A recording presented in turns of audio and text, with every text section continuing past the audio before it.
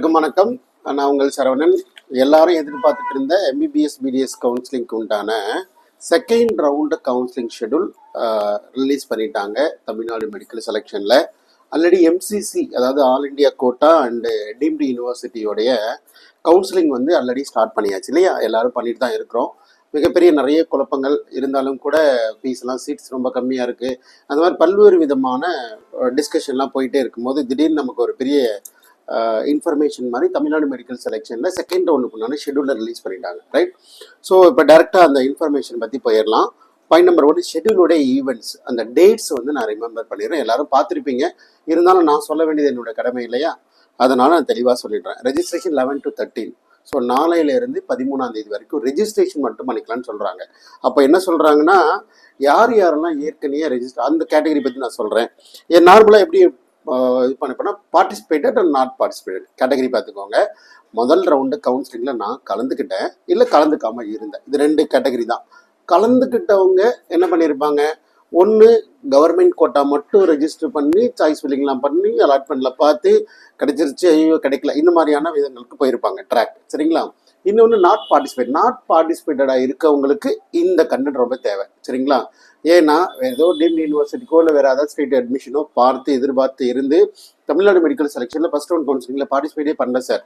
ஆனால் முதல்ல அப்ளை பண்ண அப்ளிகேஷன் ரேங்க் லிஸ்ட்டில் என்னோட பேர் இருக்குது, நான் அப்ளையும் பண்ணேன், ஆனால் பார்ட்டிசிபேட் பண்ணல சார் அப்படின்னு இருக்கிறவங்க இந்த ரவுண்டில் பார்ட்டிசிபேட் பண்ணிக்கலாம், ரைட்டா? நார்மலாக கவர்மெண்ட் கோட்டா இல்லை ஹையர் கட் ஆஃப் இருக்கிறவங்க கண்டிப்பாக பார்ட்டிசிபேட் பண்ணியிருப்பாங்க, நாட்டு பார்ட்டிசிபேட்டில் இருக்க மாட்டாங்க. இல்லை ஒரு டீம்டு யூனிவர்சிட்டி வேறு ஸ்டேட் எதிர்பார்த்துருக்கோம், பார்ட்டிசிபேட் பண்ணியிருக்க மாட்டாங்க. இப்போது பார்ட்டிசிபேட் பண்ணலாம். Specially management quota, government quota மட்டும் பண்ணிக்கிறாங்கன்னு சொல்லி என்ன பண்ணியிருப்பாங்க, இந்த 30,000 இல்லை 30,500 இதுக்கு மட்டும் பண்ணியிருப்பாங்க. இந்த 1,00,000 ருபீஸ் கட்டியிருக்க மாட்டாங்க. இந்த ரவுண்டில் கட்டுற அந்த மேனேஜ்மெண்ட் கோட்டா கட்டிடலாம், பார்ட்டிசிபேட் பண்ணலாம், மேனேஜ்மெண்ட் சீட் எடுக்கலாம், என்ஆர்ஐ சீட் எடுக்கலாம் அப்படின்ற மாதிரி கால்குலேட் பண்ணுறவங்க எல்லாம் இந்த 2 நாட்களில் நீங்கள் என்ன பண்ணிக்கலாம், ஒரு 1,05,000 கட்டி, இல்லை ஏற்கனவே கட்டின அமௌண்ட்டு, இல்லை நான் கவர்மெண்ட் கோட்டாவே கலந்து, இது மாதிரி எல்லா விதமான ஸ்டெப்பையும் அதில் செலக்ட் பண்ணி பேமெண்ட் பண்ணிக்கலாம். அதுக்கு தான் இந்த 2 நாள் ரெஜிஸ்ட்ரேஷன். இதை பற்றி பேசினா நிறைய பேசலாம். ஆனால் கண்டிப்பாக ஒரு வேலை உங்களுக்கு தெரிஞ்ச விஷயமா இருந்துன்னு வச்சுக்கோங்களேன், இல்லை தெரிஞ்சதே திரும்ப சொல்கிறாங்கன்ற மாதிரி ஆகிடும். ஸோ பார்ட்டிசிபேட்டட் நாட் பார்ட்டிசிபேட் பண்ணவங்களுக்கு category wise government quota participate பண்ண மேனேஜ்மெண்ட் கோட்டா, ஸோ மேனேஜ்மெண்ட் கோட்டான பணம் கட்டணும், ஓகே ரைட். நாட் பார்ட்டிசிபேட்டோட ஒரு வேலை விருப்பம் இருந்தால் செகண்ட் ரவுண்டில் கலந்துக்கலாம். நிறைய சீட்ஸ் வேகன்சி வரப்போகுது, ஸோ பி ரெடி, சரிங்களா? இது இதோடைய ரெஜிஸ்ட்ரேஷன். இதுக்கப்புறம் சாய்ஸ் ஃபில்லிங் கரெக்டாக நான் எதிர்பார்த்ததும் நான் ஒரு வீடியோவில் சொன்னதுன்னு கூட, ஆல் இண்டியா கோட்டாவுடைய ரிசல்ட்டு 14ஆம் தேதி 13ஆம் தேதி கொடுப்பாங்க. 14ஆம் தேதியிலேருந்து கவுன்சிலிங் ஸ்டார்ட் ஆனால் நல்லா இருக்கும்னு சொல்லிட்டு ஒரு இடத்துல சொல்லியிருப்பேன். என்னுடைய நிறைய மாணவர்களுக்கு தெரிஞ்சிருக்கும். அவங்க கரெக்டாக அந்த 14ஆம் தேதி சாய்ஸ் ஃபில்லிங் ஸ்டார்ட் பண்ணுறாங்க, சரிங்களா? ஸோ பார்ட்டிசிபேட் நான் அலாட் ஆகியிருக்கிறாங்க, ஜாயின்டும் பண்ணியிருக்கிறாங்க, சரிங்களா? அலாட் ஆகியிருக்கிறாங்க, ஜாயினும் பண்ணியிருக்கிறாங்க.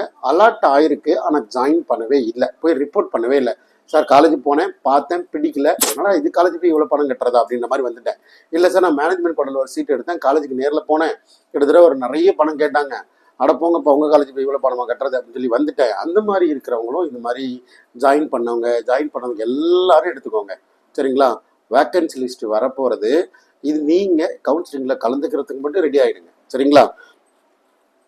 நியூ ரெஜிஸ்ட்ரேஷன் ஏற்கனவே பண்ணவங்க ரெஜிஸ்ட்ரேஷன் பண்ண வேண்டாம். டேரெக்டாக ரவுண்ட் 1 ரெஜிஸ்டர் பண்ணாங்க, ரவுண்ட் 2 ரெஜிஸ்டர் பண்ணிக்கோங்க. ஆல்ரெடி உங்களுக்கு ரொம்ப ரொம்ப ரொம்ப சாட்டிஸ்ஃபைடான காலேஜ், ரைட்? ஒரு கவர்மெண்ட் காலேஜ், டாப் காலேஜ், ரொம்ப சாட்டிஸ்ஃபேக்டரி, எனக்கு இதுக்கப்புறம் பெருசாக உடன்பாடு இல்லை, சரிங்களா? இப்போ நம்ம நார்மலாக நம்மளோட எண்ணங்கள்லாம் எப்படின்னா, ஒரு கவர்மெண்ட் காலேஜில் சார் இப்போ எப்படின்னா, ஒரு கவர்மெண்ட் காலேஜ் வீட்டுக்கு பக்கத்துலேயே கூட இருக்கும், அந்த காலேஜ் கிடச்சிருக்கும். அந்த காலேஜ் அவங்களுடைய முயற்சினாலையும் நல்ல மார்க்னாலே அந்த காலேஜ் கிடச்சிருக்கும். சொல்லப்போனால் இப்போ எக்ஸாம்பிள் ஒரு கீழ்பாக் மெடிக்கல் காலேஜ் இருக்கட்டுமே, சார் கொஞ்சம் கீழ்பாக் மெடிக்கல் காலேஜில் கிடச்சிருச்சுன்னு சொல்லுவாங்க, சார் கொஞ்சம் ஸ்டான்லி கிடச்சிருந்தா பரவாயில்ல, இல்லை எம்எம்சி கிடச்சிருந்தா பரவாயில்ல. ஸோ ஆல்வேஸ் அவர் மைண்ட் அண்ட் ஹார்ட் வந்து அடுத்தது இலக்கை நோக்கி ஓடிட்டு தான் இருக்கும். ஒருவேளை உங்களுக்கு ரொம்ப கம்ஃபர்டபுளான நல்ல கல்லூரி, தரமான கல்லூரி, உங்களுடைய செலவினங்கள் எல்லாத்துக்கும் மேட்ச் ஆகிற கல்லூரியாக இருக்குது அப்படின்னா சாட்டிஸ்ஃபேக்டரின்னு சொல்லுவோம். ஸோ சாட்டிஸ்ஃபைட் அப்படின்னா கண்டிப்பாக கவுன்சிலிங்கில் பார்ட்டிசிபேட் பண்ணாதீங்க. உங்கள் இடத்த நீங்கள் ரீட்டைன் பண்ணி கையில் படித்து வச்சுக்கோங்க, சரிங்களா? ரைட், டேரெக்டாக ரவுண்டில் ரெஜிஸ்டர் பண்ணிக்கலாம். சாட்டிஸ்ஃபைடு காலேஜ் இருந்தால் கண்டிப்பாக தயவு செஞ்சு பார்ட்டிசிபேட் பண்ணாதீங்க. ஆல்ரெடி ஒரு காலேஜ் ஜாயின் பண்ணிட்டீங்க, ஒரு டீம்டு யூனிவர்சிட்டிலையோ இல்லை ஒரு அதர் ஸ்டேட்லேயோ இல்லை இதுலேயோ ஏதோ ஒரு காலேஜில் தமிழ்நாடு மெடிக்கல் செலெக்ஷன் கீழே வராத ஒரு கல்லூரியில் ஜாயின் பண்ணிட்டீங்க அப்படின்னா நீங்கள் அப்ளை பண்ணியிருந்தாலும் கூட கவுன்சிலிங் பார்ட்டிசிபேட் பண்ண வர வேண்டாம். ஒருவேளை உங்களுக்கு சாட்டிஸ்ஃபேக்டரியான காலேஜாக இருந்தால் சரிங்களா. ரைட். அதே போல் சாய்ஸ் ஃபில் பண்ணும்போது ரொம்ப ரொம்ப ரொம்ப கவனமாக ப்ரிப்பேர் பண்ணணும். வெரி வெரி கிரிட்டிக்கல் பாயிண்ட் இதுதான். பிடிச்ச காலேஜ், பிடிச்ச கோர்ஸு, ஆல்ரெடி காலேஜில் எவ்வளோ ஃபீஸ் ஸ்ட்ரக்சர் எல்லாம் தெரிந்த ஒரு பிடிச்ச காலேஜ் மட்டும்தான் நீங்கள் செலக்ட் பண்ணணும். அதுக்காக நான் ஒரு காலேஜ் மட்டும் செலக்ட் பண்ணி விட்டுலாமா சார்? அதே போல் இதில் ஒரு மிகப்பெரிய முக்கியமானது உங்களோட ரேங்க்கும் நீங்கள் எடுத்திருக்கிற மார்க்கு, அதாவது ரேங்க்கும் நீங்கள் சாய்ஸ் வச்சுருக்கிற காலேஜும் கிடைக்குமா கிடைக்காதான்ற ஒரு ப்ரியாரிட்டைஸும் இருக்கணும். கடைசியில் நான் ஒரு 2 சாய்ஸ் மட்டும்தான் சார் எனக்கு பிடிச்சிருக்கு இந்த உலகத்தில், இல்லை தமிழ்நாட்டு இந்த 2 கல்லூரியை தாண்டி எந்த கல்லூரியில் ஜாயின் பண்ணாலும் எனக்கு ஒன்றும் பெரிய சாட்டிஸ்ஃபைடான அது இல்லை சார். அப்புறம் என்ன நடக்கும் தெரியுமா? ஒருவேளை கவுன்சிலிங் விட்டு வெளியில் வந்துடலாம். அதாவது நீங்கள் குறைவான சாய்ஸ் போகும்போது கவுன்சிலிங் விட்டு வெளியில் வந்துடலாம் சரிங்களா. அப்போ அடுத்த ரவுண்டில் அதே கல்லூரியில் சீட்டுகள் இல்லாமல் போகலாம். அப்போது தேர்ட் ரவுண்ட்லேயோ எதிர்பார்க்காத ஒரு கல்லூரியில் ஒரு சந்தோஷம் இல்லாமல் ஒரு கல்லூரி போய் படிக்கிற மாதிரி ஆகிடும். ஸோ சாய்ஸ் ஃபில்லிங்கில் எப்போதுமே இந்த 2 பாயிண்ட் ரொம்ப ரொம்ப முக்கியமான பாயிண்ட். கண்டிப்பாக உங்களுக்கு பிடித்த கல்லூரியை தான் போடணும். அதே போல் கவுன்சிலிங்கை விட்டு காலேஜ் வெளியில் வரக்கூடாது. வெளியில் வந்துட்டால் திரும்ப அடுத்த ரவுண்டில் அதே கல்லூரியில் சீட்டு கிடைக்காது. ஸோ சீட்டும் கிடைக்கணும், சாய்ஸும் நல்லா இருக்கணும், காலேஜும் நல்ல காலேஜாக இருக்கணும். இந்த பாயிண்ட்லாம் ரொம்ப கிளியராக எடுத்து சாய்ஸ் ஃபில் பண்ணுங்கள்.